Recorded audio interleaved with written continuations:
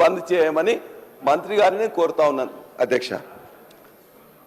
గౌరవ సభ్యులు కాటేపల్లి వెంకటరమణారెడ్డి గారు. కాటేపల్లి వెంకటరమణారెడ్డి గారు.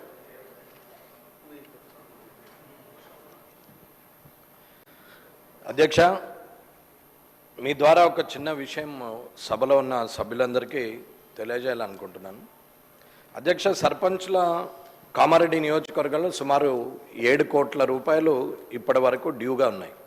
గత 2-3 సంవత్సరాలుగా పాత ప్రభుత్వమా కొత్త ప్రభుత్వమా అనేది కాకుండా సర్పంచులతోని పనులు చేయించి మన ఊరు మనబడి అని చెప్పి, వైకుంఠ ధామం అని చెప్పి, లేకపోతే ట్రాక్టర్ అనుకోండి, ఇంకోటి అనుకోండి, అందరూ చెప్పినట్టు అవన్నీ పనులు ఏదైతే చేయించారో సుమారు సీసీ డ్రైన్స్, సీసీ రోడ్స్ అన్నీ వేయమని చెప్పేసి ప్రొసీడింగ్లు ఇచ్చారు, మాత్రం శాంక్షన్లు ఇచ్చారు. సరే, పల్లెలు శుభ్రంగా ఉన్నాయా, పల్లెలు పవిత్రంగా ఉన్నాయా, లేకపోతే అశుభ్రంగా ఉన్నాయా, ఇప్పుడు అక్కడ రోగాలు వస్తున్నాయా అనేది పక్కన పెడితే పనులు చేసినటువంటి సర్పంచులు మాత్రం చచ్చిపోయే కాలం వచ్చింది.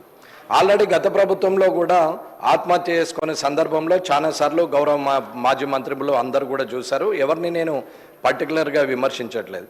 కానీ సర్పంచులు ఆడవాళ్ళు కూడా పనిచేసినటువంటి వాళ్ళు ఉన్నారు. వాళ్ళందరూ కూడా అందరూ చెప్పినట్టు అన్ని కుదబెట్టుకొని చేశారు. మిత్తికి కూడా సరిపోని పరిస్థితికి వచ్చింది. గత 3 సంవత్సరాలుగా స్కూళ్ళలో మన ఊరు మనబడి అని చెప్పి ఒక ప్రోగ్రాం పెట్టేసి అక్కడ బిల్డింగులు కట్టించేసి, వైకుంఠధామం అని చెప్పి అక్కడ పెట్టించేసి శాంక్షన్లు ఇచ్చిండ్రు తప్ప ఫైనాన్షియల్ అప్రూవల్స్ తీసుకొని ఇప్పటి వరకు కూడా వాళ్ళకు బిల్లు పేమెంట్లు రాలేవు. గత ప్రభుత్వము చేయించినటువంటి పనులు ఎన్ఆర్ఈజిఎస్ ద్వారా కావచ్చు, లేకపోతే ఇంకొక ఫండ్స్ ఏదైనా కావచ్చు, కేంద్ర ప్రభుత్వమే రాష్ట్ర ప్రభుత్వమే అని చెప్పి రాజకీయం చేయట్లేదు. అది ఏ ప్రభుత్వమే అనేది ఇక్కడ ఉన్న సభ్యులందరికీ తెలుసు. కానీ సర్పంచులకు డబ్బులు రావాలనేది ముఖ్యమైన సందర్భం. ఇక్కడ ఉన్నటువంటి పంచాయతీరాజ్ మినిస్టర్ కానీ, లేకపోతే ఫైనాన్స్ మినిస్టర్ కానీ, లేకపోతే ఫైనాన్స్ సెక్రటరీ అయినటువంటి రామకృష్ణారావు గారు కానీ, ఇక్కడ ఉన్న ముఖ్యమంత్రి గారు కానీ, శాసనసభ్యులు కానీ, ఇది ఒక్కరి సమస్య కాదు. పల్లారాజేశ్వర రెడ్డి గారు చెప్పినట్టు, హరీష్ రావు గారు చెప్పినట్టు, ఇప్పుడున్న వంశీ గారు చెప్పినట్టు, ఆఖరికి సీతక్క గారి కాన్స్టిట్యున్సీలో కూడా ఉద్దరులు అలాగే ఉండిపోయినాయి. వాళ్ళ బతుకులు బండలైపోతున్నాయి. వాళ్ళు చచ్చిపోయే కాలం వచ్చింది. అది ఏ సర్పంచులు ఏ పార్టీకి సంబంధించిన వాళ్ళు అనేది పక్కన పెడదాం. కానీ గత ప్రభుత్వంలో ఏ ప్రభుత్వం ఉంటే ఆ లోకల్ బాడీలో ఆ ప్రభుత్వం సర్పంచులే ఉంటారు, ఎంపీటీసీలు ఉంటారు, జడ్పీటీసీలు ఉంటారు. ఒకవేళ అటు ఇటు మారితే మారుతారు.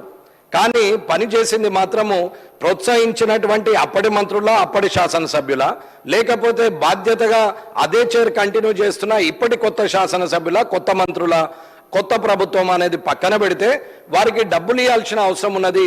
వాళ్ళకి ఇవ్వనే ఇస్తలేరు.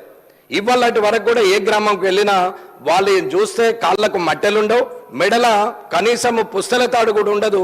వాళ్ళు కూడా పనులు చేశారు అధ్యక్ష. కాబట్టి నేనా మీరా అనేది కాకుండా తొందరగా డబ్బు రిలీజ్ చేయాలని అడుగుతున్నాం. అలాగే నేను ఏదైతే ప్రశ్న మీకు ఇప్పుడు టీజీఐ అన్న మీరు ప్రశ్న అది మొదలు పెట్టారా స్పీకర్ గారు?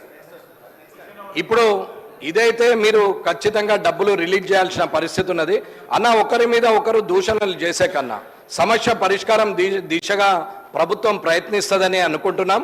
కాబట్టి రానున్న 1 నెల లోపల వారందరి బిల్లులు రిలీజ్ చేయాలని చెప్పి వారి సర్పంచుల తరపున, ఎంపీటీసీల తరపున, జడ్పీటీసీల తరపున, అందరి తరపున అందరి సమస్యలు ఉన్నాయి. కాబట్టి అందరూ శాసనసభ్యులు కూడా ఏకగ్రీవంగా 119 మంది వారికి డబ్బులు రిలీజ్ చేయాలని చెప్పి మీరు కోరాలని కోరుతున్నాను.